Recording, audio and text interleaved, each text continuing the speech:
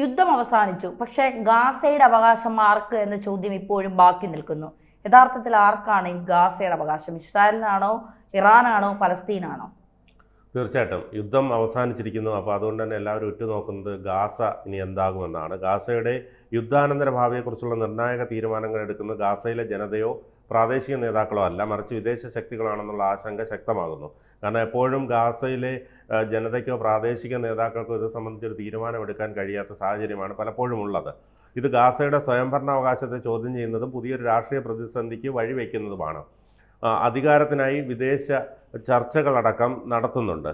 അപ്പോൾ ഗാസയുടെ പുനർനിർമ്മാണവും ഭരണവും സംബന്ധിച്ച ചർച്ചകളിൽ പാലസ്തീനിയൻ അതോറിറ്റിയേക്കാൾ വലിയ സ്വാധീനം ചെലുത്തുന്നത് അന്താരാഷ്ട്ര സമൂഹവും വിദേശ നേതാക്കളുമാണ്. പുനർനിർമ്മാണത്തിന് സഹായം നൽകുന്നതിന് പകരം ഗാസയുടെ ഭാവി ഭരണഘടനയും രാഷ്ട്രീയ ഘടനയും സംബന്ധിച്ച തീരുമാനങ്ങൾ പാലസ്തീനിയൻ അതോറിറ്റിയുടെ ഇഷ്ടത്തിന് വിരുദ്ധമായി അടിച്ചേൽപ്പിക്കാൻ ശ്രമം നടക്കുന്നതായി വിമർശകർ ചൂണ്ടിക്കാട്ടുന്നു. ഈ സാഹചര്യം പാലസ്തീൻ ജനതയുടെ ഇടയിൽ ശക്തമായ രാഷ്ട്രീയവും വൈകാരികവുമായ പ്രതിഷേധത്തിന് കാരണമാകുന്നുണ്ട്. ഇപ്പോൾ അധികാര തർക്കത്തിൽ ആര് നയിക്കും ഗാസ എന്നുള്ളൊരു ചോദ്യം എല്ലാവരും ചോദിക്കുന്നുണ്ട്. ഗാസയുടെ ഭരണം ആരുടെ കയ്യിലായിരിക്കും എന്നതിനെ ചൊല്ലിയുള്ള ചർച്ചകൾ സജീവമാണ്.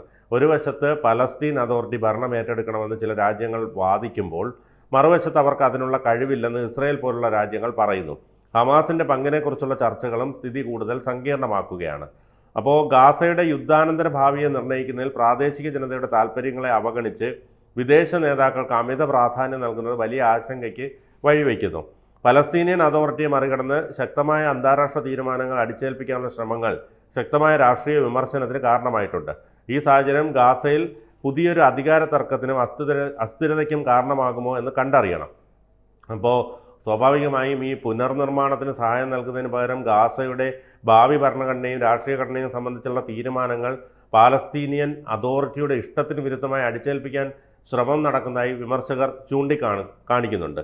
അപ്പോൾ ഈ ഗാസയുമായി ബന്ധപ്പെട്ട് പറയുമ്പോൾ ഗാസയിൽ എപ്പോഴും ഇടപെടാൻ നൂറുകണക്കിന് ആളുകളുണ്ടാകും. പക്ഷേ ഒരു പ്രതിസന്ധി വരുമ്പോൾ ഗാസയ്ക്ക് ആര് എന്നുള്ളൊരു ചോദ്യം എപ്പോഴും ചോദ്യചിഹ്നമായി കിടക്കുകയാണ്. അപ്പോൾ സ്വാഭാവികമായിട്ടും ഗാസ ഇക്കാര്യത്തിൽ ഗാസയ്ക്ക് വളരെ ദുഃഖമുണ്ടാകുന്നു എന്ന് തന്നെ പറയേണ്ടി വരും. അപ്പോൾ ഗാസ സിറ്റിയെ അപകടകരമായ യുദ്ധമേഖലയായി പ്രഖ്യാപിച്ചുകൊണ്ട് ഇസ്രായേൽ രംഗത്ത് വന്ന്, അതായത് ബോംബിങ്ങും ഷെല്ലാക്രമണവും ഇപ്പോഴും തുടർന്നുകൊണ്ടിരിക്കുകയാണ്. അപ്പോൾ ഗാസയിലെ ഏറ്റവും വലിയ നഗരമായ ഗാസ സിറ്റി അപകടകരമായ യുദ്ധമേഖലയായി പ്രഖ്യാപിച്ച് ഇസ്രായേൽ സൈനിക നടപടിയുടെ പ്രാരംഭഘട്ടത്തിലാണെന്നും സഹായ വിതരണത്തിനായി പകൽ വെടിനിർത്തുമെന്നും വ്യക്തമാക്കി. ഗാസ സിറ്റിയിൽ ഭക്ഷ്യക്ഷാമമാണെന്നും കഴിഞ്ഞ ദിവസം UN ഏജൻസി പ്രഖ്യാപിച്ചിരുന്നു. രാത്രികാല ബോംബിങ്ങും ഷെല്ലാക്രമണവും ഇസ്രായേൽ ശക്തമായി തുടരുകയാണ്. 24 മണിക്കൂറിനിടെ 59 പാലസ്തീൻകാർ കൊല്ലപ്പെട്ടു. ഇതിൽ 23 പേർ ഭക്ഷണ കേന്ദ്രങ്ങളിലെ വെടിവയ്പ്പുകളിലാണ് കൊല്ലപ്പെട്ടത്. പട്ടിണി മൂലം 2 കുട്ടികളടക്കം 5 പേർ മരിച്ചു. ഇതോടെ പട്ടിണി മരണം 121 കുട്ടികളടക്കം 322 മാറി. ഇതുവരെ ഗാസയിൽ ഇസ്രായേൽ ആക്രമണങ്ങളിൽ 63,025 പാലസ്തീൻകാരാണ് കൊല്ലപ്പെട്ടത്. അപ്പോൾ ഗാസ സിറ്റിയിൽ നിന്നും ആയിരങ്ങൾ ഒഴിഞ്ഞു പോകുന്നതിനിടെ ഗാസയിലെ ഏക കത്തോലിക്ക ദേവാലയമായ ഹോളി ഫാമിലി ദേവാലയത്തിൽ അഭയം തേടിയ കുട്ടികളും പ്രായം ചെന്നവരും അടക്കം 440 പേരും പ്രതിസന്ധിയിലായി. എല്ലാവരും അവിടെ തന്നെ തുടരാനാണ് തീരുമാനമെന്ന് പള്ളി വക്താവ് പറഞ്ഞിട്ടുണ്ട്. 5 വൈദികരും അന്തേവാസികൾക്കൊപ്പമുണ്ട്. അതിനിടെ ഗാസയിൽ നിന്ന് 2 ബന്ദികളുടെ മൃതദേഹാവശിഷ്ടങ്ങളും സൈന്യം വീണ്ടെടുത്തു. ഗാസയിൽ ശേഷിക്കുന്ന 50 ബന്ദികളിൽ 20 പേർ മാത്രമേ ജീവനോടെ ഉള്ളൂ എന്നാണ് ഇതിൻ്റെ ഇസ്രായേലിൻ്റെ നിഗമനം. അതോടൊപ്പം തന്നെ ഈ പട്ടിണി മരണം തുടരുകയാണ്. അതാണ് ഏറ്റവും അവരെ ബുദ്ധിമുട്ടിക്കുന്നത്. ഈ 24 മണിക്കൂറിനുള്ളിൽ 5 കുഞ്ഞുങ്ങളൊക്കെ മരിക്കുക എന്ന് പറഞ്ഞാൽ, അതും വിശന്ന് മരിക്കുക എന്ന് പറഞ്ഞാൽ അത് വലിയൊരു വിഷമം ഉണ്ടാക്കുന്ന കാര്യമാണ്. ഗാസ ആരോഗ്യ മന്ത്രാലയത്തിൻ്റെ കണക്കുകൾ പ്രകാരം പട്ടിണി മരണങ്ങളുടെ എണ്ണം കൂടിക്കൊണ്ടിരിക്കുകയാണ്. 322 മുകളിലായല്ലോ. ഈ 322 പട്ടിണി മരണങ്ങളിൽ 121 പേർ കുട്ടികളാണ്. ഇസ്രായേലിൻ്റെ ഉപരോധം മൂലം കടുത്ത ക്ഷാമവും പോഷകാഹാരക്കുറവുമാണ് ഗാസ ജനത നേരിടുന്നത്. അവശ്യ വസ്തുക്കൾ പോലും ലഭിക്കുന്നില്ല. 5 മാസമായി തുടരുന്ന ഉപരോധത്തിൻ്റെ ഭാഗമാണ് ഇതെന്ന് പറയേണ്ടി വരും. പുലർച്ചെ മുതൽ ഗാസയിലുടനീളം ഇസ്രായേൽ നടത്തിയ ആക്രമണങ്ങളിൽ 59 പാലസ്തീനികളാണ് കൊല്ലപ്പെട്ടത്. ഇതിൽ സഹായം തേടിയെത്തിയ 23 പേർ ഉൾപ്പെടും. മെയ് 27-ന് US ആസ്ഥാനമായുള്ള GHF വഴി ഇസ്രായേൽ പുതിയ സഹായ വിതരണ സംവിധാനം അവതരിപ്പിച്ചിരുന്നു. സഹായം എത്തിയ 2203 പേരാണ് അതിനുശേഷം ഗാസയ്ക്കെതിരായ ഇസ്രായേലിൻ്റെ ആക്രമണങ്ങളിൽ കൊല്ലപ്പെട്ടത്. 16,228 പേർക്ക് പരിക്കേറ്റു. മാനുഷിക മേഖലയായി കരുതപ്പെടുന്ന അൽ മവാസി മേഖലയിലെ നിരവധി പേരും കഴിഞ്ഞ ദിവസം നടന്ന ആക്രമണങ്ങളിൽ കൊല്ലപ്പെട്ടു. ഗാസ മുനമ്പിൽ നിന്ന് ബന്ദിയാക്കപ്പെട്ട ഇലൻ വീസിൻ്റെ മൃതദേഹം കണ്ടെടുത്തതായി ഇസ്രായേൽ സൈന്യം അറിയിച്ചു. മറ്റൊരു തടവുകാരൻ്റെ എന്ന് കരുതപ്പെടുന്ന വസ്തുക്കളും കണ്ടെത്തി. ഗാസയ്ക്കെതിരെയുള്ള യുദ്ധത്തിൽ ഇസ്രായേൽ ഈ 63,000-ലധികം പേരെ കൊന്നൊടുക്കി. 1,89,490 പേർക്ക് പരിക്കേറ്റതായാണ് കണക്കുകൾ. അതിനെ കൂടുതലും ഉണ്ടെന്നാണ് പറയാൻ കഴിയുന്നത്.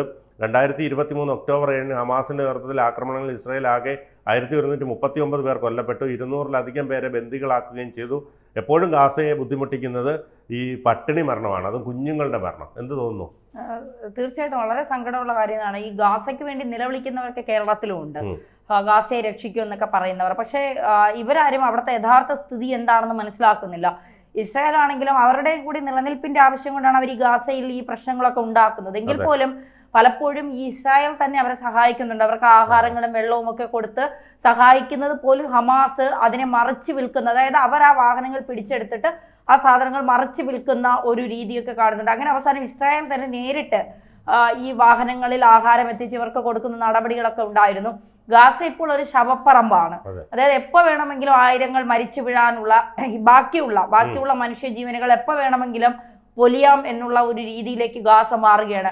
ഈ ഗാസയെ കൈപ്പിടിയിൽ ഒതുക്കാൻ ഓരോരുത്തർ ശ്രമിക്കുമ്പോഴും അവിടുത്തെ ജനങ്ങളെ ചേർത്ത് പിടിക്കാൻ ആരും ശ്രമിക്കുന്നില്ല എന്നുള്ളൊരു യാഥാർത്ഥ്യം തന്നെയാണ്. പട്ടിണി കിടന്ന് കുഞ്ഞുങ്ങൾ മരിക്കുന്നു, ആശുപത്രികളില്ല, ആരോഗ്യ സംവിധാനങ്ങൾ തകരാറിലാകുന്നു, പിന്നെ ജനജീവിതം ദുസ്സഹമാകുന്നു, പലരും ക്യാമ്പുകളിൽ കഴിയുന്നു.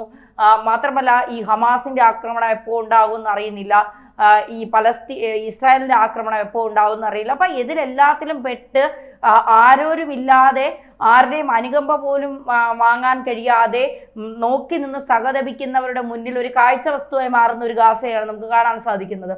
അപ്പൊ അത്രമാത്രം ഗാസ ഇപ്പോൾ ഉരുകിത്തീരുന്ന ഒരു അവസ്ഥയിലേക്ക് എത്തുമ്പോഴാണ് ഗാസയുടെ അവകാശം ഇനി ആർക്ക്? ഇസ്രായേൽ പറയുന്നു ഗാസ മുഴുവൻ ഞങ്ങൾ ക്ലീൻ ആക്കും, ഗാസയിലുള്ള ജനങ്ങളൊക്കെ ഇവിടെ നിന്ന് പലായനം ചെയ്യണം, ഗാസയിൽ വലിയ വലിയ സിറ്റികൾ കൊണ്ടുവരുന്നു, അല്ലെങ്കിൽ വലിയ വലിയ കെട്ടിടങ്ങൾ നിർമ്മിക്കുന്നു, അത് ടൂറിസ്റ്റ് കേന്ദ്രമാക്കി മാറ്റുമെന്നൊക്കെയാണ് ഇസ്രായേൽ പറയുന്നത്. പക്ഷേ അവിടുത്തെ ജനങ്ങളുടെ ഭാവി ആരുടെ കയ്യിലാണ് സുരക്ഷിതം എന്നുള്ളത് ഒരു ഭരണകൂടവും എന്താ പറയുക, ഒരു ഭരണകൂടവും അതിലൊരു നിലപാടെടുക്കുന്നില്ല എന്നുള്ളത് ഒരു ദുഃഖകരമായ കാര്യം തന്നെയാണ്. അവർ മനുഷ്യരാണ് എന്നുള്ള ഒരു ബോധം പോലും ഇവർക്ക് ആർക്കും ഉണ്ടാകുന്നില്ല എന്നുള്ളതാണ് നമുക്ക് മനസ്സിലാക്കാൻ സാധിക്കുന്നത്. ഇപ്പോൾ പലസ്തീൻ സ്വതന്ത്ര രാഷ്ട്രമാകണമെന്ന് പറഞ്ഞുകൊണ്ട് ഫ്രാൻസ് അടക്കമുള്ള രാജ്യങ്ങൾ മുന്നോട്ട് വരുന്നു.